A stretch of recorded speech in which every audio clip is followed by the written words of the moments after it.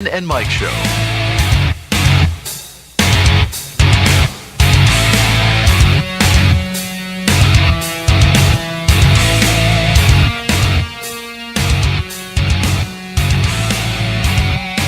And now, Ken and Mike.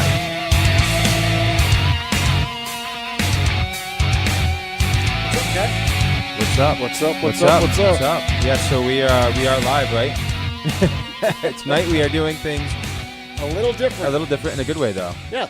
And that is because we have our hefty producer Mel here tonight, which is awesome. Yes. And we're going blind. This is just it's a trusting thing. This is like faith right now. This is going to be a kind new of thing like for what we're us. going to talk about tonight. We're going to talk about faith in Pilgrims Progress. Yes. And so we're walking by faith right now because we have no idea what's going on, except that we're talking into oblivion. Yeah. Right? Usually we see have all everything. the controls right in front of us. We have somebody taking care of that this tonight. Is awesome. We're out of control. By the way, how are you, Mike?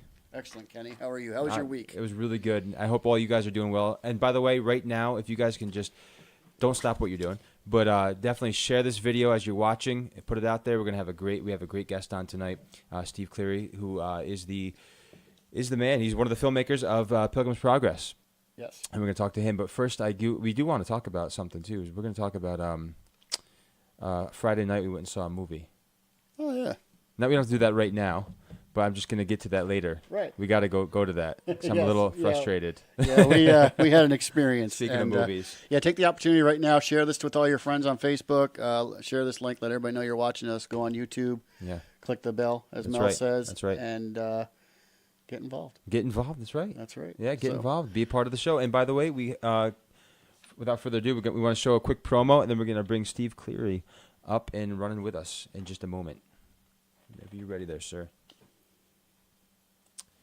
And never mind the date on this too, by the way.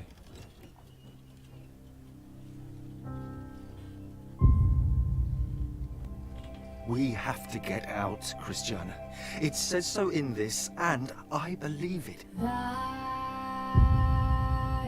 You're asking me and the children to follow you beyond the borders.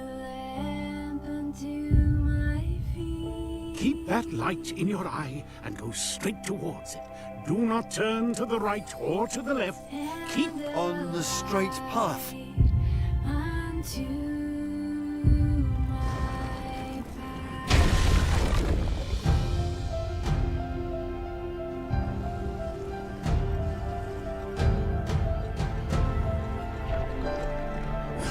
cannot expect to continue without hardships. Think about it. Even if you reach your destination, what will become of those you love? Perhaps you'll save yourself, but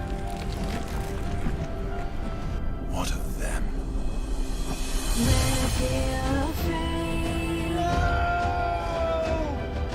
Think I've lost my way. Nothing will I fear. I am on this journey for the king. Nothing will I fear. You will go no further! You're the light unto my path.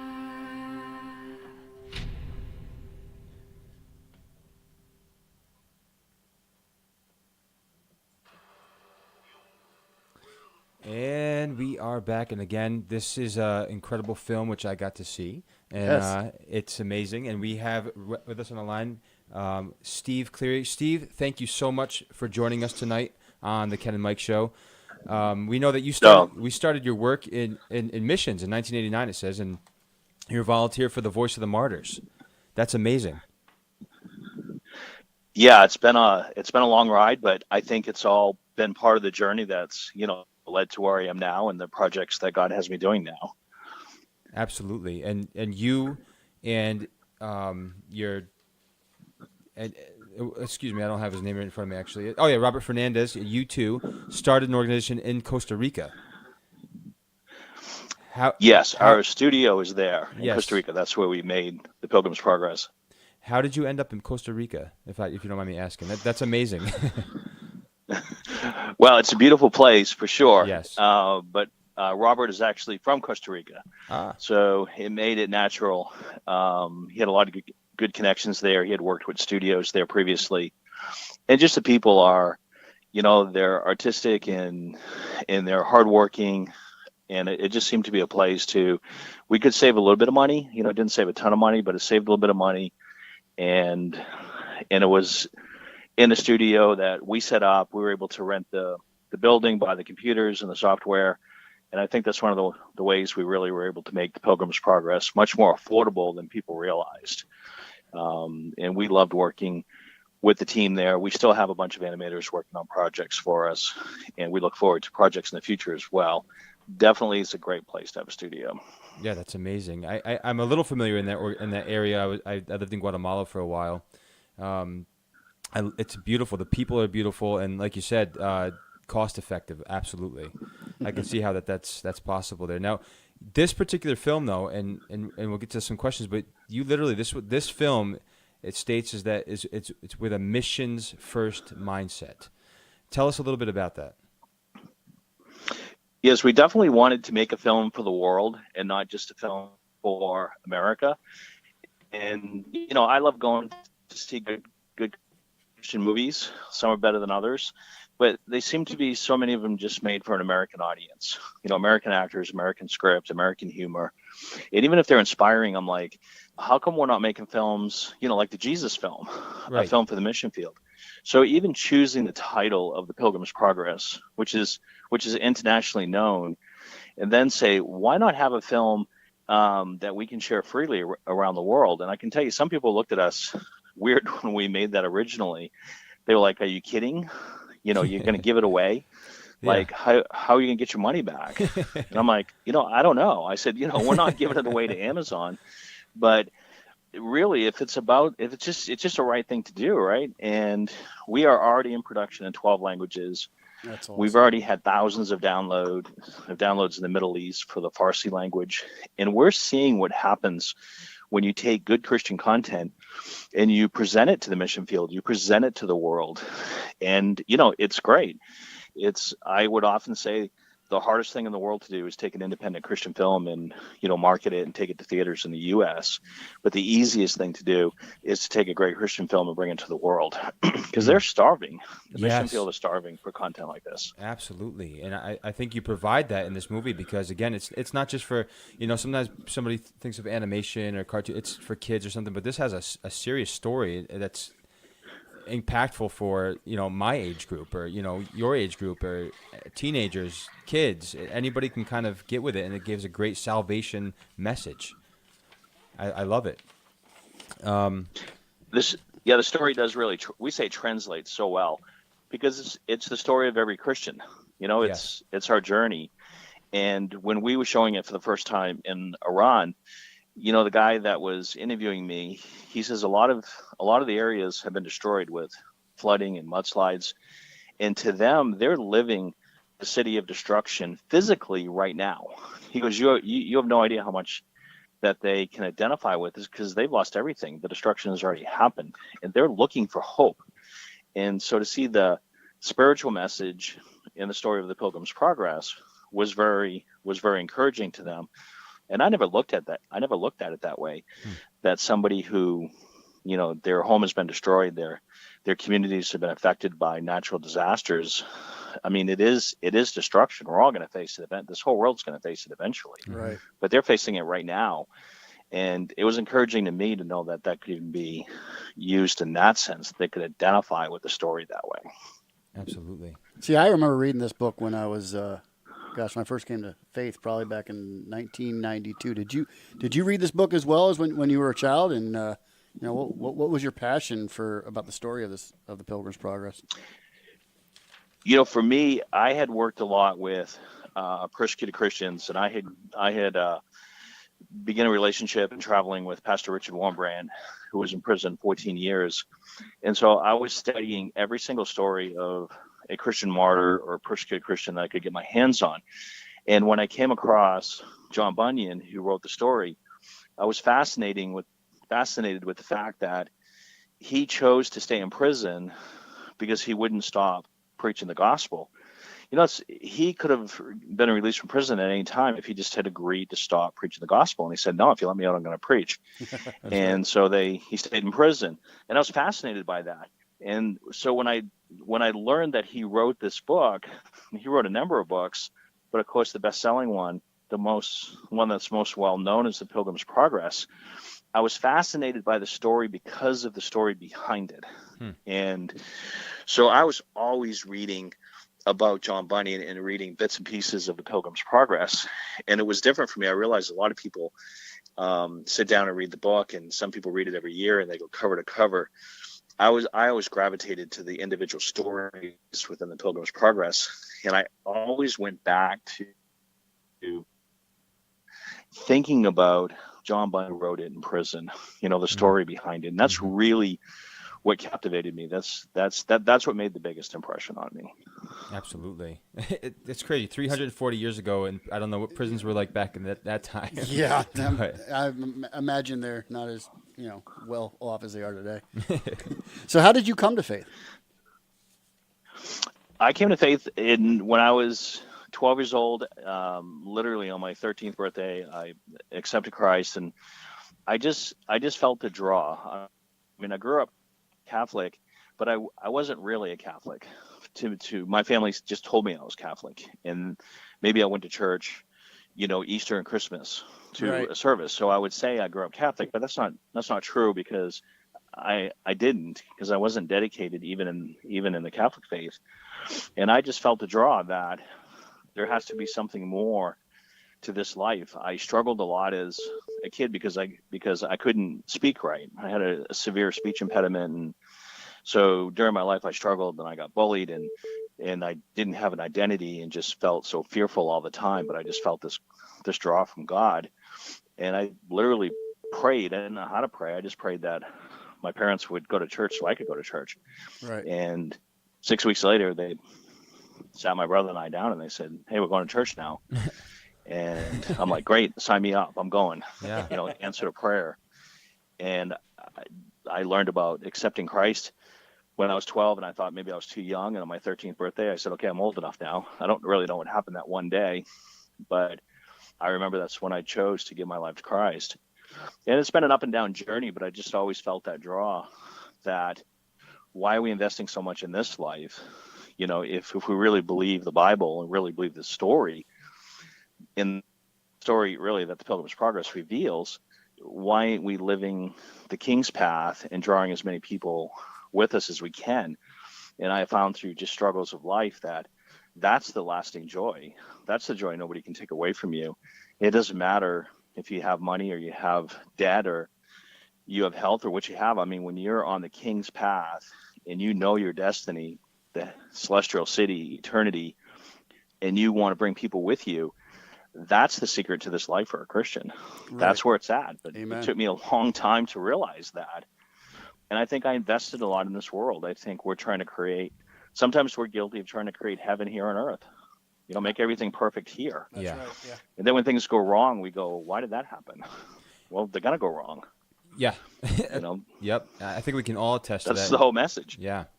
That's what I love about Christian when he, obviously he has the backpack and, he's carrying and it's just a heavy load until he finds that beautiful part where, he's going up and he sees the cross and he just runs after it and he's free. I mean, of course he still has some things to go through, but I mean, that's all of our journey. And I do love that, just like as you alluded to, we all have that in different, slightly different, of course, and all of our different paths, but that's our salvation experience, and it's beautiful if we, allow God to do what He wants to do, of course. Exactly. But yeah, I mean, mean, it's a real interesting scene because you talk about the scene of him losing his backpack. Yes. He thinks his journey's over, right? Yes. I've actually so had people watch the movie when we were making it, and they turned it off, and they would go like, "I love it." I'm like, "Dude, what are you doing?" I'm like, "It's only half over." They're like, "What?"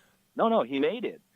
And I'm like, no. This is he made it to salvation. He loses his burden. Now a real journey begins. And they're like, oh. And sometimes we don't realize it's only halfway through the movie that he loses his burden. it's something I didn't pick up on while I was making the movie. I only picked up on it while I was watching it in the theater during the screenings. Is he gets these beautiful clothes, so he gets new garments for a new life, and his old clothes are all muddy and stinky and musty, and he's been in the swamp, and he's got this huge backpack, and he's just real dirty. And all of a sudden he's super clean, and he's got these amazing threads on and in bright colors, and he's a pilgrim. He's ready to go. Well, he only gets that for 5 minutes in the film, and then he's in armor. And now he's got this big helmet and a sword and a shield, and I'm like, man, he only had those clothes for one scene. So he went from the burden to a shield and a sword. And isn't that kind of like the Christian life sometimes? Yes. We get a rest, we get a respite, and it's all of a sudden we're fighting again. We're in battle again. Oh my gosh. And it really surprised me watching it, how quickly things changed for him. And, the rest, he goes to House Beautiful to rest, which represents the church. But then he's right back into the battle. And he's got this huge, heavy armor on. I mean, I kind of felt bad for him. But I realized that's the message of the Christian life. Yes. Absolutely. That so perfectly said. I mean, by the way, obviously you talk about, you think that the story ends and then it goes on again. I mean, obviously you guys had to condense it. That with a book, there's a million details in it. How did you guys go about doing that to create a 2-hour movie? Well, obviously the book is really long, and people thought we were going to create a miniseries or suggested we did. But I really had. I have been in the field where they have shown a movie, a feature-length film, and the people come out in droves to watch. And so I knew there was something special about that 1.5, 2 hour time slot of a movie that you would sit there and watch the whole thing. And for the mission purpose, showing it in the field on projectors, we didn't want to do the miniseries. We wanted to do the feature length. And then we had to take, okay, what's the storyline? And there are many classic things, that people that are familiar with the book remember, like Giant Despair, Worldly Wise Man, of course, Apollyon, who's always trying to stop Christian on his journey. And so we knew the story we had to tell, and then we started fitting in the characters in between there. So he has to get the burden, and in the book, he actually just starts with the burden. So we had the burden appear on his back, and then we had to get him to Salvation Hill, and then we had to get him to the Celestial City. And interesting, the first cut of the film didn't have the Celestial City in it. You just had it in the distance, and it had a gate. And I'm like, we had 2 months left, and I'm like, this ain't gonna work.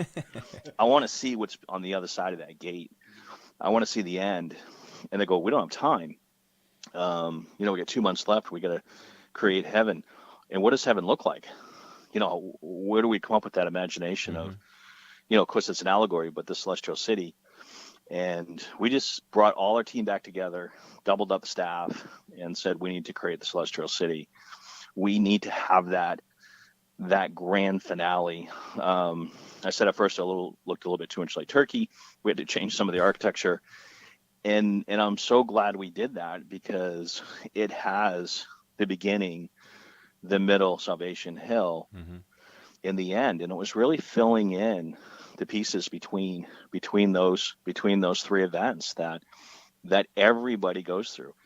Nobody escapes the burden, the salvation, and hopefully the payoff, right? The eternal reward. Yes. So we filled in based on those major events. It's incredible. And then on top of that, obviously you had to get inspiration for the characters. And I want to talk a little bit about that, because the voice actors were amazing. I love the voice acting aspect. Have done a little bit. I kind of am familiar with that stuff, but they're just perfectly fitting for the characters. How did that all take place? If you can give us some details that way.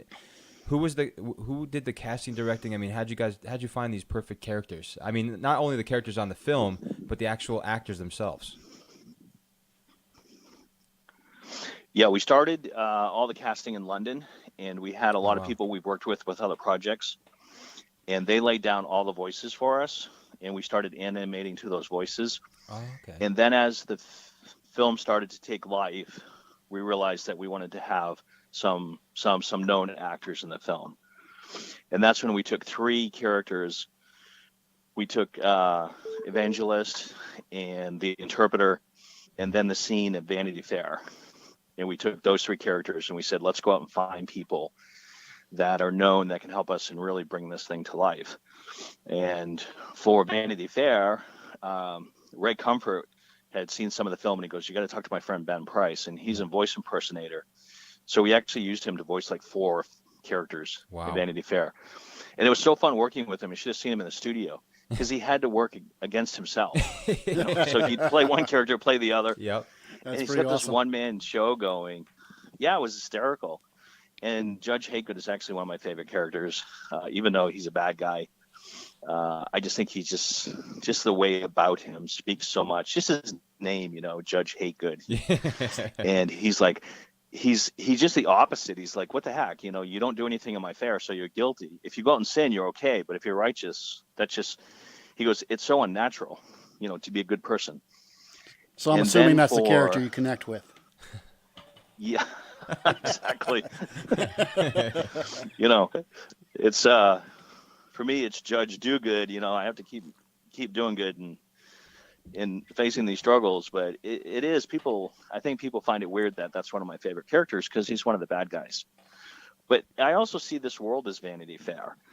Yeah. I mean, I don't want to be critical. I love life in America, and I think we're tremendously blessed here. But even the magazine Vanity Fair took its name from Pilgrims Progress. So, and it's celebrated, right? So Vanity Fair is supposed to be a bad place. Everybody has to go through it.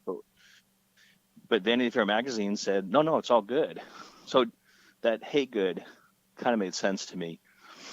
And then for the Interpreter, we're friends with Keith and Kristen Getty, and they wanted to be a part. And so we cast Kristen Getty to be the voice of the Interpreter. She just did an amazing job. She was so great to work with, so gracious, and she probably wouldn't say this, but she's been offered roles by Disney and by major studios, and she's turned them down. Wow. But really? She just embraced this role and helped us on it and did a great job.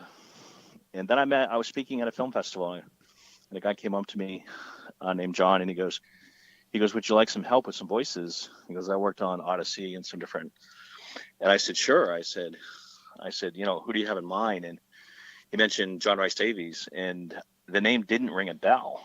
And I felt like, well, I'm supposed to know who this guy is. So I Googled him, and I see Gimli. I'm like, Gimli, the dwarf.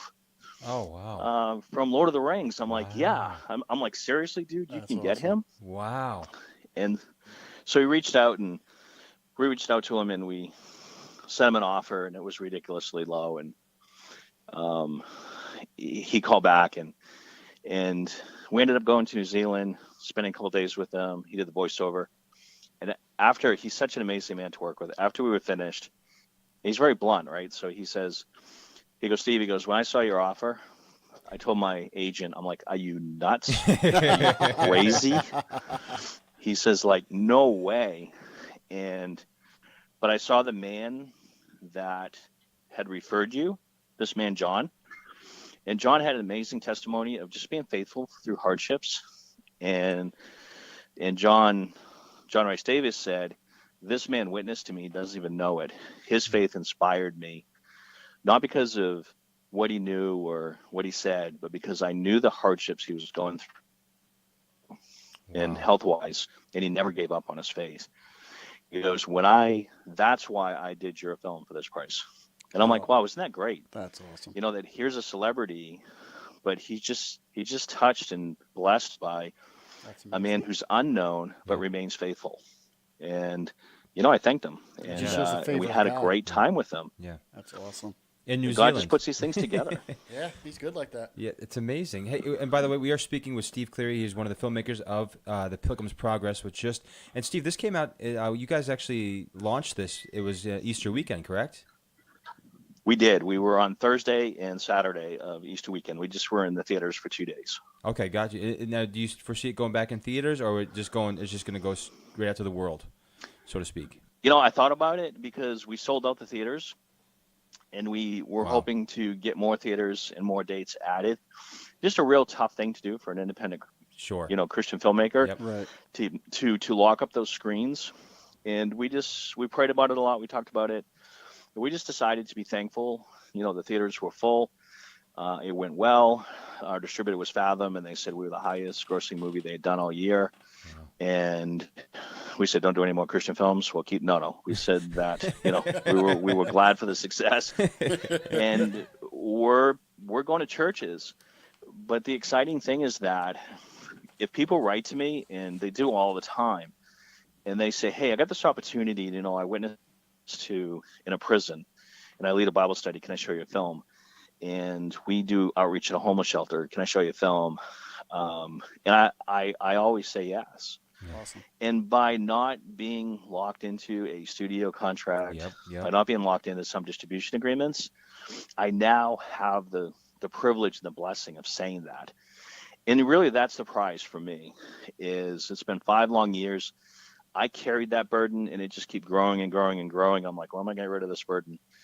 And now, now I can give the film away for free. And, we don't have the DVD out yet. People are still looking for the DVD, and we'll be out in October. But we get to approve ministry showings. And so we're setting up a system where anybody can apply to do a showing in a church, to do a showing for ministry. We're adding languages. And that's the fun part. And that's the payoff. I honestly believe this film belongs to the church. This is not my story. This is John Bunyan's story. He suffered for 12 years. His goal was to be a preacher. And I'm sure while he was sitting in that prison, he didn't feel like a preacher. And, in some way I get to be the answer to his prayer. Right. As other people who have done books and other movies, this is the first feature film that's been done. Now I get to say, okay, John, be a preacher through this message. And so I don't feel like I own it, although on the paperwork I own it. I feel like it belongs to the church and it belongs to the missions community. Amen. And I'm just a steward of that. So yeah, I'm real excited to get it out there and to say yes as many times as I can, that people can use this film and be blessed by it, because it truly is an incredible story. That's amazing. It's beautiful. And we always say, awesome. We turned it into a script, but it wasn't our story. It's Right. amazing, though. And these days, again, we are in a society that, this is kind of how you reach them. And I think that this is ingenious. I mean, unfortunately, people, there's nothing wrong with film, of course. I love it. But people don't read as much. I mean, some people, they need some visual. Yeah. And this is so well done because it really does give the blatant story of what John Bunyan was trying to get across in his book. Oh, absolutely. Yeah. So, it was important for us to stay true to that. And it made the film a little bit more dramatic. Yep. Right. A lot of people thought we were doing a kid's film. And so they were like, hey, we'd say, this is, it's PG. And that's the biggest problem we had is people would bring out all these, 5-year-old kids and it'd scare them, They call me back and they go, gee, this is a little intense. And I'm like, well, yeah, we said PG 8 and up, but because it was animated, they just thought it was a kid's movie. And I said, we are not VeggieTales. This is, and I love VeggieTales. It's just not what we did. Right. We didn't do Lego. We didn't do VeggieTales. We tried. I really appreciate you saying that, because it was our heart to capture. And the book is intense. There's nothing not intense about this book. This book is not a bedtime storytelling book. It's an intense story of the Christian life. And you think about it. Oh, absolutely. Pilgrim carried this burden. He's on his own. But isn't it the same that John Bunyan had in prison? He didn't carry the burden of prison. He was separated from his wife and kids. Yeah, right. And he just wanted to point people to Christ. So he related to the story better than anybody. Right, yeah. Well, that tells to why it's so important to our faith. Absolutely. But yeah. Now logistically, CGI, in animation, which is wonderful. Did that obviously is cost effective as well, because now you're not using. My gosh, there's a lot of work that goes into having real actors. Correct? Yeah, it was. I had people telling me when we said we're going to do a Pilgrims Progress, CGI animation. Here's our budget. People told me I'm insane, and these are my friends. Wow. And they were right. It really was insane to. I remember talking to some of the directors at Pureflix and great guys, and they were like, "You are doing the impossible." Wow. They said, "I don't know how you're going to pull this off." And I said, "Well, Because if you think about it, our expectations are so high. The average CGI animated film is $80 million. Wow. And that's not Pixar or Disney. Wow. You know, that's like all the rest of the guys out there. Wow. And the average Pixar is 120 million. And CGI animation is so expensive. And so people beat us up a little bit. You know, they walk a little funny, you know, the way it's rendered, people that know the industry. But it was like, you know what, we took, and so we had about $2.5 million, and we took that and we believe we stretched it to a $10 million film. There you go. And there's one thing I was not willing to do. I was not willing to underpay the workers. Mm-hmm. So a salary in Costa Rica may not be high, but because it's kind of an emerging economy, there's no way I was going to add to their poverty. And so if I would have said, you know, we're only going to pay you, you know, $10,000 a year, they would have all said, sign me up. Yeah. But that would not have been fair to them. You know, if the average salary was $15,000, we paid them $18,000. Right. And we wanted to pay them. We wanted to say, look, we're not the Westerners who are coming in adding to the poverty. So everybody else, you know, got paid in food, all us guys. But the workers got paid. Right. And they got paid a fair wage and, you know, benefits and everything else that goes along with it. Wow. But CGI is amazingly expensive. Even when we said, okay, we're going to have to, you know, start saving this film, the quotes came back at $150,000, and that's with no changes. And I make changes all the time. So we literally built our own computers and rendered it ourselves. We bought $60,000 worth of computers, built them, put the software in, and those things ran for 2 years, 24/7. Oh I was my going to say, gosh. I mean, So just as an constantly- outsider looking in, I was curious to know, you know, Yeah. how many people are involved, not actors aside, you know, as far as equipment and people, how many people are involved in just making what we see on the screen, regardless of the actors? How many moving parts is that? I mean, it's less than 20, if you can Okay. believe it. Okay. Wow. Okay. Because you think about it with that, and again, the average animated film has 200 to 500, a team of 200 to 500, and we had, you know, like 15 core animators, and we had some people in the States working on it, on the editing, but even just like special effects. I went to Hollywood. I tried to hire somebody that was off Transformers before their next job. I'm like, hey, can you do some special effects? And the price was astronomical. The work wasn't that good. And I'm like, we were just praying. It's like, what are we going to do? Yeah. We can't afford to work in this world. Wow. And then somebody says, you know what? There's this kid hanging around the office and he wants to work and he's real creative. Can we try him at some special effects? And I'm like, well, we have a movie due, but let's give it a try. And he just poured his heart out, and he's just like a college kid, and he did all the special effects for the movie. That's you know, and it awesome. cost us $20,000 instead of $200,000. Wow. Well, So good on these you things guys for kept being able to happening do that. Yeah. all the time. Yeah, and we had to do that. Right. You know, I was talking to AFA, who helped us do the film, and I said, did you ever believe the film would never get made? And they go, no, we always believed it would get done, and we never doubted. And I'm like, you're crazy. I doubt it all the time.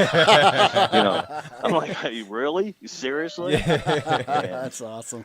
Well, that's awesome. And I for the- honestly did. I mean, I mean, there's nothing, I shouldn't have been able to do this film, really. I mean, nobody knows who I am. You know, we haven't done an animated film. We were training our own people. We were learning as, you know, as we went. We just had a vision, and I guess we were crazy enough to try it. Yeah, and you pulled it off, but that's what a blessing that is, though. I mean, not this college kid. What an amazing asset to his resume. Yeah, I mean, absolutely. you know, and then on top of that, you obviously are displaying a missionary's heart, because we know that you have a heart for missions, and that's what you're doing there. You care about the wages of the people more than you care about, you know, what you guys are trying to do. You're trying to spread the gospel. That's just the bottom line. And good on you guys for you know, being open and being Yeah. observant to, hey, you know, this is what you got, and Yeah. giving somebody the opportunity. Yes. And, You don't see that all the That time. really speaks to your heart. That's awesome. No, we always say that. I mean, there's way better filmmakers than us. You know, and a lot of people have talked about, taking on this project. All the time when I'm interviewing, I'm always like, "Hey, Stephen Kendrick, make a movie for the mission field. You can afford it now. Right. Let's just try to." So for us, it was like saying, "Hey, let's do this. Let's try this." So we were the people that, had a lot to lose. I mean, we used our own money. There isn't anybody on the executive team that didn't suffer financially to the point of mortgaging houses, to make this a reality. Wow. And all of them are saying, people ask me, they think because you make a movie, you're going to make $1 million. And I'm like, no, but I'll show you how to lose $1 million. That's awesome.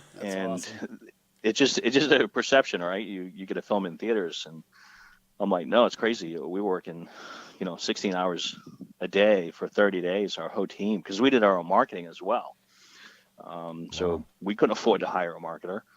And so we literally did everything ourselves all the way to bringing it to the theaters with Fathom, and have continued doing that. But no, I mean, I do feel like the film is good. It was very hard for me as a creative person to like the film. And right up until I would show it in a theater and nobody would say anything at the end. I mean, talk about the worst moment of a filmmaker. And I'd want to leave. I mean, and I'm like, you know what? Where's the cheering? You handle this. I'm leaving. It was really tough. I mean, talk about an ego, Sure. just stepping on it. And I'd be looking at people and I'm like, they don't like this film. I just wasted 5 years of my life and all our money, and they don't like this film. And I literally, the first time that happened, I tried to get out of the event. And we know we were going to go to dinner, and we're sitting at dinner, and I asked the guy next to me, I'm like, you didn't like it, did you? And he goes, are you kidding? He goes, I'm just trying to process it and think it. And all of a sudden, the chatter around the table, and I just stop and listen. And they're talking about all the individual scenes in the film. And then I showed it at Family Life. And the same thing, it's like nobody says anything. And then I have people calling me and saying how their kids were affected by it. And I remember this one 10-year-old girl who suffers from depression, and she watched Giant Despair. And she said she was encouraged by just realizing her hope is in Christ. I was just bringing tears to my eyes. And I realized that the ministry, the movie, and that's when I realized it was bigger than me. That's when I realized it was really the anointing of this writing. Yes. That's all I had to do was put enough color to it, enough characters to it. And it's not my work that's showing. It's John Bunyan's work that's showing. It's God's blessing on John Bunyan that anointed him in a prison cell to write this story. That's what people are blessed by. And so they get past the low budget animation. They get past all that, and they get absorbed in the film. And that was healthy for me, because I realized that they weren't loving my work. They were loving this story. Amen. And all of a sudden, every day, the Facebook, and people would email me, and outside of the comments, every now and then somebody criticizing the animation, and then other people saying, you scared my 5-year-old. I'm like, well, we live in a scary world. Yeah. I'm like, grow up. My granddaughter watched it. She's 4. Yeah. But Hey. No, I didn't say that. Well, hey, my 6-year-old and my 4-year-old watched it, and they loved it. So, a lot, actually. So. Yeah, maybe. One person wrote to me and they said, there's no way I'm going to allow my child to watch Giant Despair scene. And I'm like, I said, I understand that perfectly. It's PG rated. By the way, how old's your son? She goes, 12. I'm like, maybe it's time. For real. Maybe it's okay. He may understand more than you think. How do people see it now? For those who are watching us now, what's that? So right now we're setting up to do screenings. Just keep an eye on our website, pilgrims.movie. And if you want to bring it to your church, it doesn't cost anything. We ask for an offering to support the mission aspect of the film. 100%. No one's taking any of the money. And you can take it to your church. You can take it to a small group. So our application process is not online yet. It'll be online in about 2 weeks. And you can contact me, and you can volunteer, and you can take it to churches. You can take it to other places. Today we mentioned it. We had, over 100 people write to us today and go, we want to take this film to our communities. So what's great about it is you can take it to your church, and you can help us take it to the mission field, or you can use it as a mission tool and take it to, a ministry outreach in your community. But we're about 2 weeks away from that, and then you'll be able to use the movie for that. In September, the DVD is going to be available on ChristianBook.com. They're going to have it for a month exclusively. We're real excited about that. They're excited about promoting it. They love the story. They've been very supportive of the film. And then in October, you can buy it on Amazon and all the other places.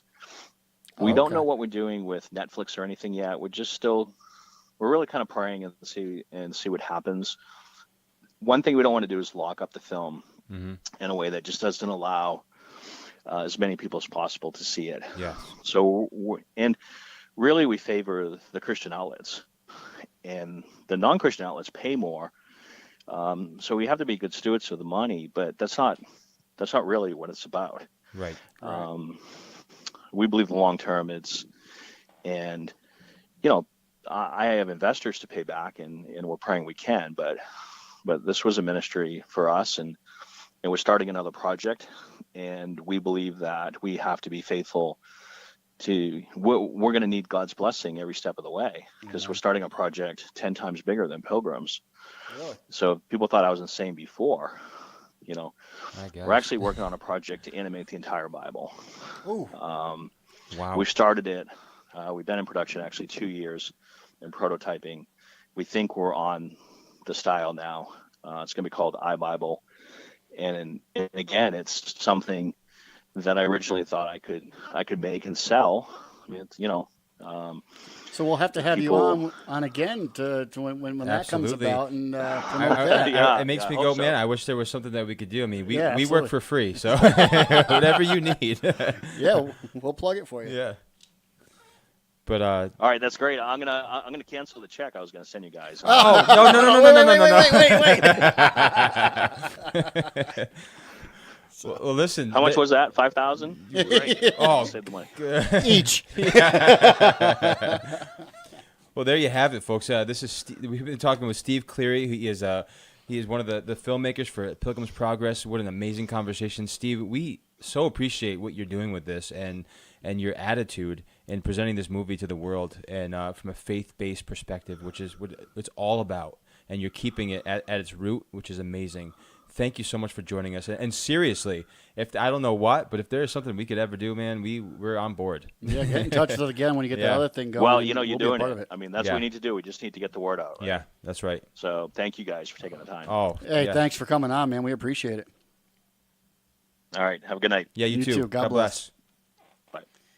Well, there Hey, you that have was it. awesome. That was awesome. Hey, I'll be a voice actor. Absolutely. Yeah. Hey, so Yeah. what a great guest to have. The attitude, and I mean, by the way, anybody who's watching, please don't forget, share this video right now with your friends and on Facebook, and go to our Twitter account, like us there, subscribe, do all that especially good stuff. on Instagram. Yes. We have a social media we director do. now who's Can we put his name out taking- there? Go ahead. He's amazing, Sam Romano. Yes, awesome. And Son of Dr. Christopher Romano. Yes, and I don't know if you guys noticed or not. Something was going on with our quality tonight, but it just kicked up. We're Sorry about broadcasting that. really well. We'll try and get those bugs figured out, but we're doing well now. So Kenny, Yeah. aside from that guest, that Yes. was awesome. Yes. We'll get back to that. Okay, you're gonna go down this road? I'm going down. Okay, this go road. ahead. I'm going down this road. Okay. Kenny and I took a trip Yes, we did with our sons. with our sons, and we went and saw a movie. Yes. And Kenny, I'm just going to sit back for a second because you were impacted deeply. Yes. By this movie. Well, I can't. In case nobody ever saw the film, I can't give the details away. Oh man, You know, you can't be like certain football players. You just give away the I can whole. say this though. I will tell you this. Anybody who saw the film, The Endgame, Avengers Endgame, I am a major Thor fan. So you can. There you have it. So if you saw the film, you understand why I'm depressed. I was a major fan of another character. Yes. Yeah. At least yours goes on. Yeah, sort of. He's kind of a. What the heck is that? Give me a break. There's a couple things I'm a little Yours goes frustrated on. about. I mean, if for those who haven't seen it, we don't want to play spoiler, but yeah, it was good. Yeah, producer's pointing at himself. Did you see it? We can't we gotta be give careful. it away. Well, when you see it, you let me know. I mean, gosh. I was very you're disappointed for totally different reasons. Well, I'm who's your favorite? disappointed. Who's your favorite Avenger? he's gonna get his mic up in a second. But I tell you what, though, I was just taken back. It was a great film. Don't get me wrong. No, it was an excellent Just film. It was compared to excellent the film. Infinity Excellent film. Wars all the way Yes. to Endgame, I'm like, what? Yeah. Come on. What they did to your character and what they did to mine, whatever. What? No, I was gonna say my favorite character is always Iron Man. That's my number one Oh, okay. favorite character. Yeah, we can't talk. Yeah. But Thank you. see, for me, I grew up reading comics, so I know some of the Marvel history. Yep. But I'm a little dismayed because Disney is taking it, just like Star Wars is taking it completely different than what their writers and their originators had in mind. So I'm a little bit eerie about what the end game's going to look like, because I hear and I see chatter on social media, and I try to block it away. Sure. Right. Because I know that Disney is kind So of when we were steering it. texting the other day in our group text, You're we like, just "Shut kind up, of blew up guys." a lot of stuff on you. Yeah, I have like 12 Yeah. text messages, and I look through it, and I'm like, Don't read. No, Guys, I haven't can't. seen Well, this yet. I haven't seen it. Out of the two, out of Thor and Captain America, who's your favorite? Thor. Thank you. Okay, then hopefully I'm you. sorry. Captain America has a Puerto Rican flag on his chest. That's not the American flag. That's the Puerto Rican flag. Right. Okay. But not only that, you're gonna be frustrated in this movie. I think, like you'll be like I am. frustrated. Yeah, I was frustrated. That's all I'm gonna say. All right, So hey, Mel, can you do me a favor? Can you disconnect my phone now? We'll plug it back in if people call in. But I want to read. yeah, something. Somebody wrote, right? We Yeah, want to oh, go yeah. down this road here. He's gonna get this message ready. Anthony. Bring issues Yeah. for Endgame, bro. We can't. The producer hasn't seen it, so we're not going to do that. Bring tissues. Yeah. Oh, bring tissues. I thought I said bring issues. Bring the issues. Oh yeah. Anthony. So did you see it? I'm assuming he saw it. Gosh. Well, we're glad Anthony's on because there's been a lot of chatter and a lot of talk recently, especially here in New York with the abortion issue. Yeah. And somebody brought to my attention they want they want us to do a topic on assisted suicide. Yes. Okay. And I think they all play into one another. But Anthony posted something today. Now, I'm going to go on the record, Anthony, if I can find what you posted.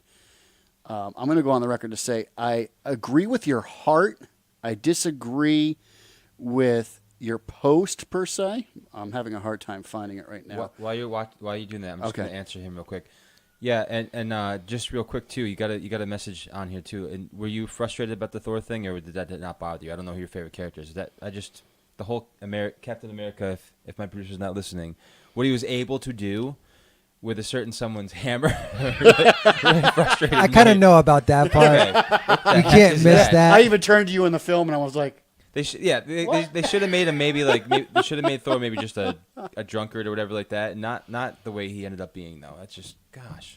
okay, we don't have Anyway. a lot of time Yeah, left we in the don't. show. Let's go back to the thing. That guest took up a lot of time, which was awesome. It was great, and I want to have him back on, especially when he does the That'd be awesome. the rest of the stuff. That'd be so awesome.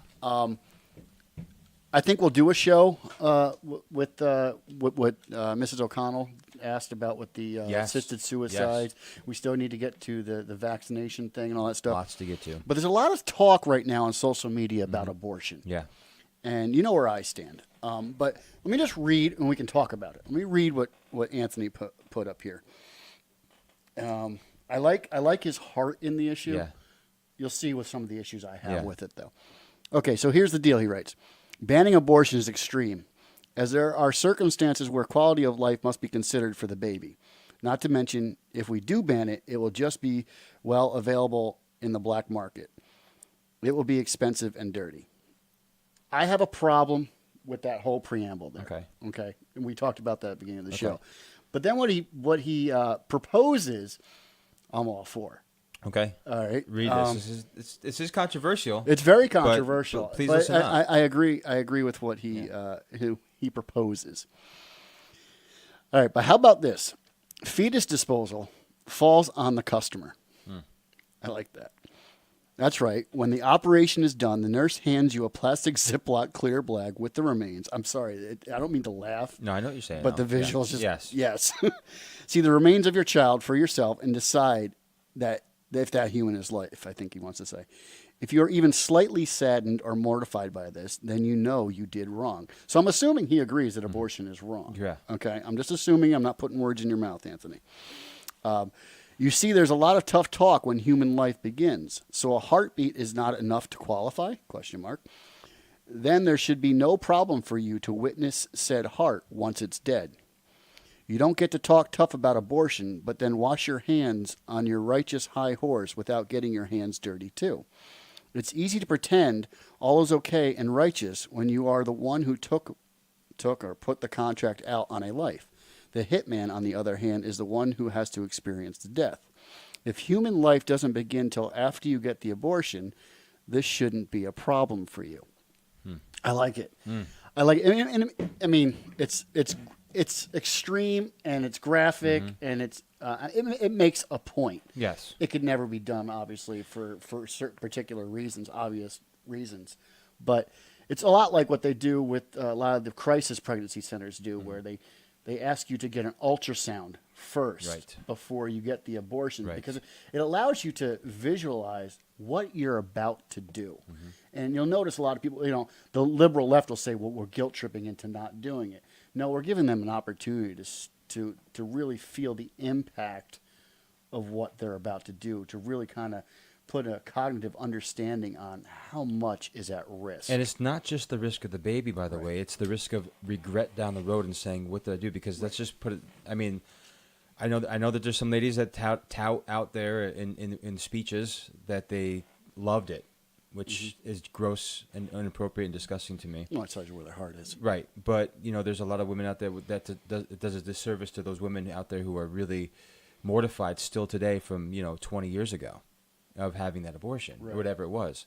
However, you look at this, I don't know if we alluded to this in another program, it was just me and you talking, but there was some college students and there's a lady there talking about it. And so the college student was being consoled by another person while she was stating that, saying, no, it's not a baby until you deem it a baby, even if it's out of the womb. So you're saying it's not a baby even when it's out of the womb, after it's already been taken out. No, it's not. What? Yeah. What are you talking about? I don't understand where a lot of the thinking gets behind. Again, I know we joke around about it all the time, but I don't feel like it's a baby. Yeah. I don't want to put up with it. I'm not going to look that way. It's not a baby unless I look at it and say yes to it. Yeah. At what point are we playing God?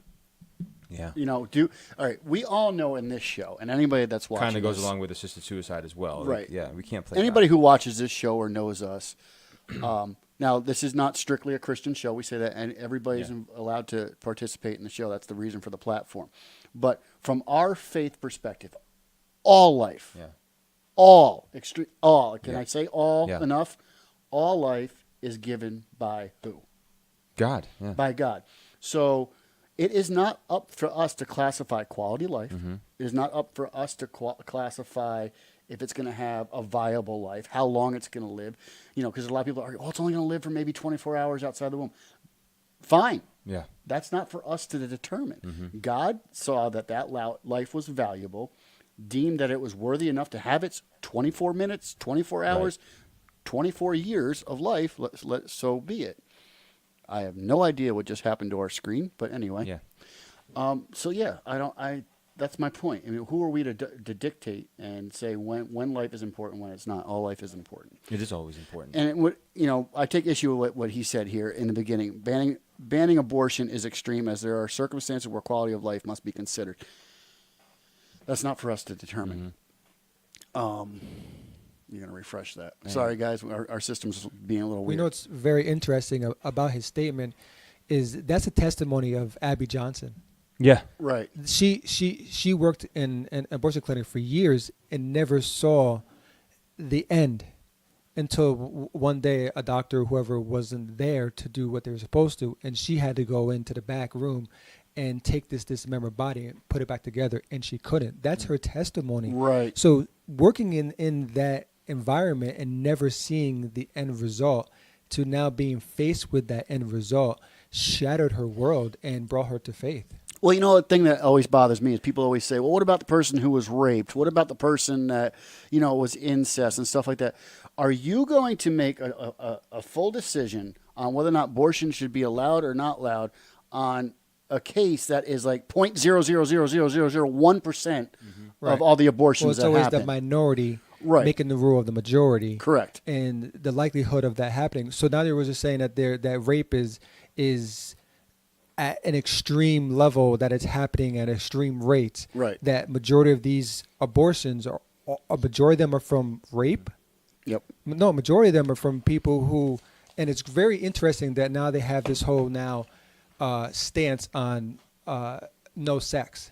Right. Because you remember, as Christians, we said that for years, abstinence is the Well, best method. Alyssa Milano And now they're came out stealing there and it. said, "Well, why don't we just teach men a lesson and we'll just tell them that we're not going to have sex. We're going to protest with sex." So you're agreeing that abstinence creates. So now, so it's very interesting that now abstinence is all of a sudden a word. It's all of a sudden an option. Right. We as Christians have been saying this for years, and you've been saying, "No, shut up, no, don't tell us what to do. It's our choice." Now you're saying exactly what we've been saying. How about abstinence? See, I take this issue very seriously, and I'm an open book, so I don't care if I air this out. You guys all know my adoption story, correct? So I don't want to speak for other people that were involved, but it is very likely that I was a product of rape. I am glad that I've got the opportunity to have breath in my lungs, that God deemed my life worthy enough that I am here on this earth, and I had the opportunity to live my life. If these guys have their way, they're saying, I don't get a choice. I don't get the opportunity at life. Oh, he's a product of rape. It wasn't wanted. Dispose of it. Well, thank you for not disposing of me. And that's why I take this issue very personally. Everybody say, well, you're a man. You have no right to talk about what goes on in a woman's body. You're right. A woman's body, I have no control over. But the body that's inside the body, you made the choice when you decided to do the dirty. Okay. I know. But if you do decide, and she does decide to keep it, but you decide not to be with her, they can charge you with child support. Yeah.